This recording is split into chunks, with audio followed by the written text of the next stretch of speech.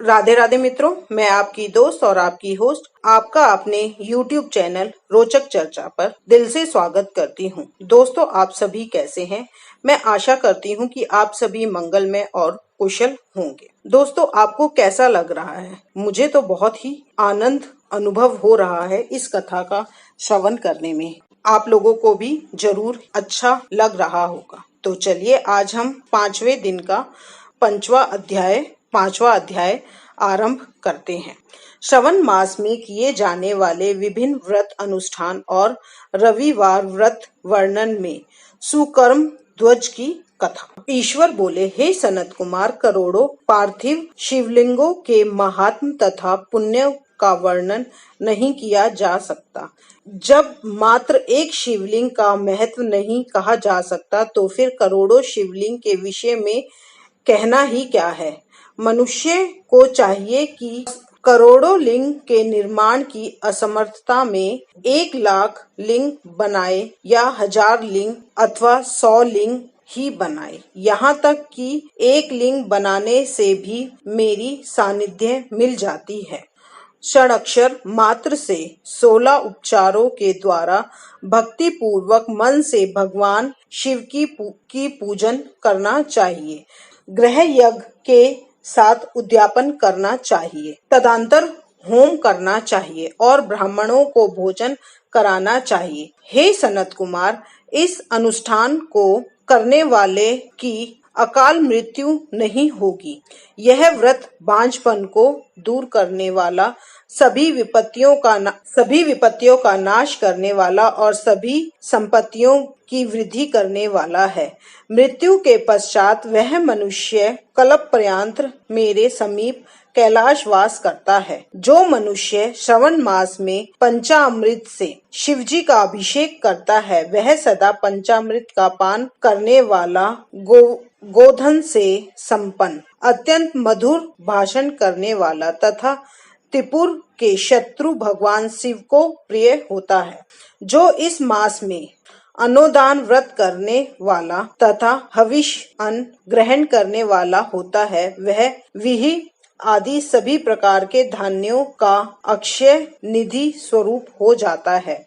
पत्तल पर भोजन करने वाला श्रेष्ठ मनुष्य सुवर्ण पात्र में भोजन करने वाला तथा शक को त्याग करने वाला शक-कर्ता हो जाता है। श्रवण मास में केवल भूमि पर सोने वाला कैलाश में निवास प्राप्त करता है और इस माह में एक भी दिन प्रातः स्नान करने से मनुष्य को 1 वर्ष स्नान करने के फल का भागी कहा गया है। इस मास में जितेंद्रिय होने से मनुष्य को इंद्रिय बल प्राप्त होता है। इस मास में स्फटिक, पाषाण, मृतिका, मृक्तामणि, धातु, चंदन, नवनीत आदि से निर्मित तथा अन्य किसी भी शिवलिंग में साथ ही किसी समय या स्वयं आविर्भूत न हुए लिंग में श्रेष्ठ पूजा करने वाला मनुष्य सैकड़ों ब्रह्म हत्या को भस्म कर डालता है। किसी तीर्थ क्षेत्र में सूर्य ग्रहण या चंद्र ग्रहण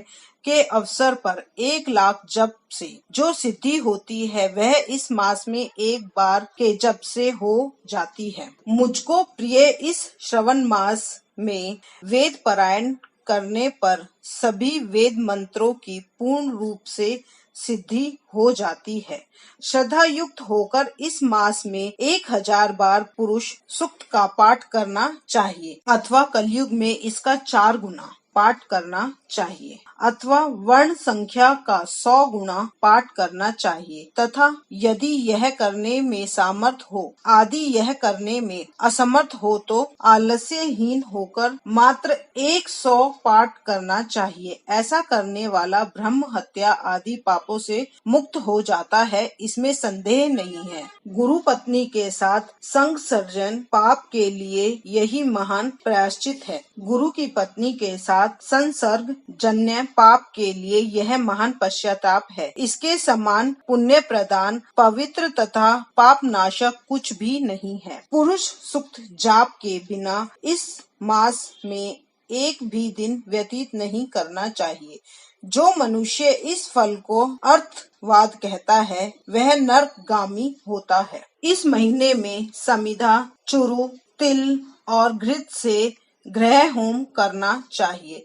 शिव के रूप का भली भांति ध्यान आदि करके धूप, गंध, पुष्प, नैवेद्य आदि से पूजा करनी चाहिए और अपने सामर्थ्य के अनुसार कोटि होम, लक्ष्य होम तथा 10 सहस्त्र होम करने चाहिए। वह्यावृत्तियों ओम भूः, ओम भूः, ओम के साथ तिलों के द्वारा भी यह ग्रह यज्ञ नामक होम किया जाता है। हे सनत कुमार, इसके बाद अब मैं वारों के व्रतों का वर्णन करूंगा, आप सुनिए। हे अनघ, उनमें से सर्वप्रथम मैं आपको रविवार का व्रत बताऊंगा। इस संबंध में लोग एक प्राचीन इतिहास को कहते हैं। प्रतिष्ठानपुर में सुकर्म नाम का एक ध्वज था। वह दरिद्र, कृपाण तथा भिक्षावृत्ति में लगा रहता था। एक बार वह धान्य मांगने के लिए घूमते घूमते नगर में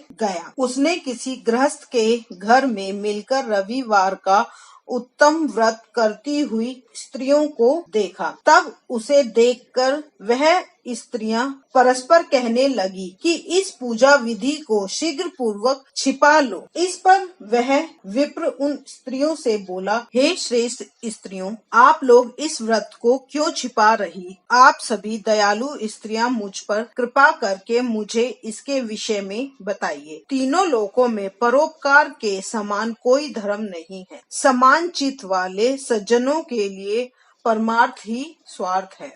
मैं दरिद्र तथा दुखी हूँ। इस श्रेष्ठ व्रत को सुनकर मैं भी इसे करूँगा। अतः आप लोग इस व्रत का विधान तथा फल अवश्य बताएं। स्त्रियां बोली, हे द्विज, इस व्रत के करने में आप उन्माद तथा प्रमाद करेंगे तथा इसे भूल जाएं अथवा इसके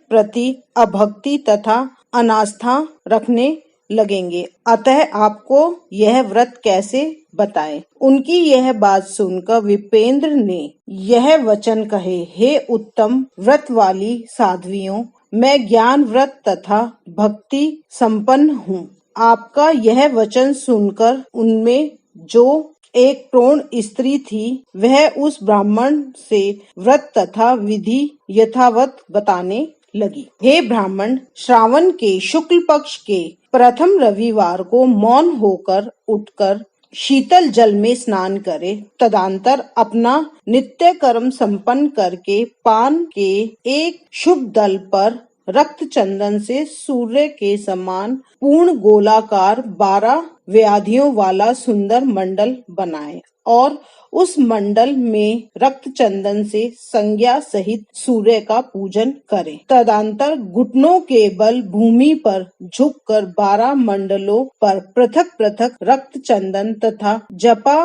कुसुम से मिश्रित अर्ध श्रद्धा भक्ति पूर्वक सूर्य को विधिवत प्रदान करें और रक्त और लाल अक्षत, जपा कुसुम तथा अन्य उपचारों से पूजा करें। तदंतर खड़ शक्कर, तदंतर मिश्री से युक्त नारिकेल के बीज का नैवेद्य अर्पित करके आद्यंतर मंत्रों से सूर्य की स्तुति करें और श्रेष्ठ 12 मंत्रों से 12 नमस्कार तथा प्रदक्षिणाएं करें। तत्पश्चात 6 तंतुओं से बनाए गए सूत के 6 ग्रंथियां बनाकर देवेश सूर्य को अर्पण करके उसे अपने गले में बांधे और पुनः 12 फलों से युक्त वायन ब्राह्मणों को प्रदान करें। इस व्रत की विधि को किसी के समक्ष नहीं सुनाना चाहिए। हे विप्र, इस विधि से व्रत के किए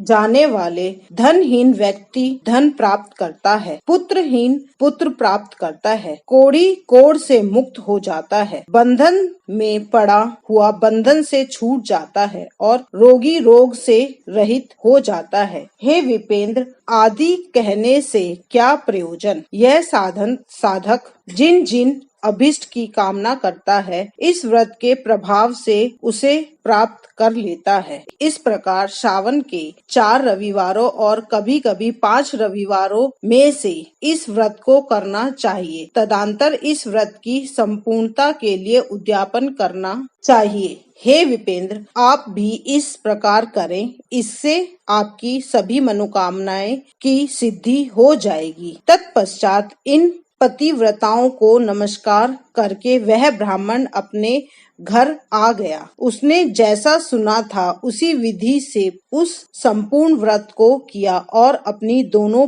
पुत्रियों को भी यह विधि सुनाई। उस व्रत के सुनने मात्र से शिवजी के दर्शन से तथा उनकी पूजन के प्रभाव से वे कन्या देवांगनाओं सुदर्श हो गई। उसी समय से उस ब्राह्मण के घर में लक्ष्मी ने प्रवेश किया और वह अनेक उपायों तथा निमित्तों से धनवान हो गया। किसी दिन इस नगर के राजा ने ब्राह्मण के घर से होकर राजमार्ग से जाते समय खिड़की में खड़ी उन दोनों सुंदर तथा अनुपमेय कन्याओं को देख लिया। तीनों लोकों में कमल, चंद्रमा आदि जो भी सुंदर वस्तुएं हैं, उन्हें वे दोनों कन्या अपने शरीर के उपायों से तिरस्कृत कर रही थीं। उन्हें देखकर राजा मोहित हो गए और क्षण भर के लिए वहां खड़े हो गए। ब्राह्मण को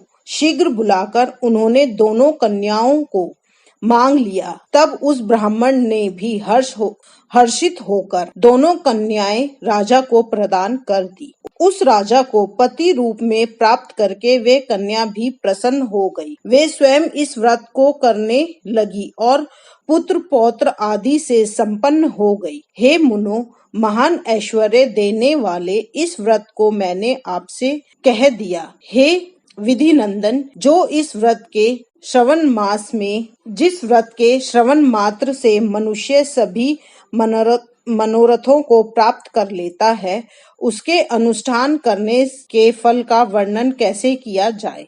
इसी प्रकार स्कंद पुराण के अंतर्गत ईश्वर सनत कुमार संवाद में श्रवण मास महात्म के प्रकीर्ण, नाना व्रत, रविवार व्रत आदि कथन नामक 5वां अध्याय पूर्ण हुआ। तो आज हमारा 5वें दिन का अध्याय पूर्ण होता है। दोस्तों, इसी तरीके से आप इसे रोजाना सुनिए।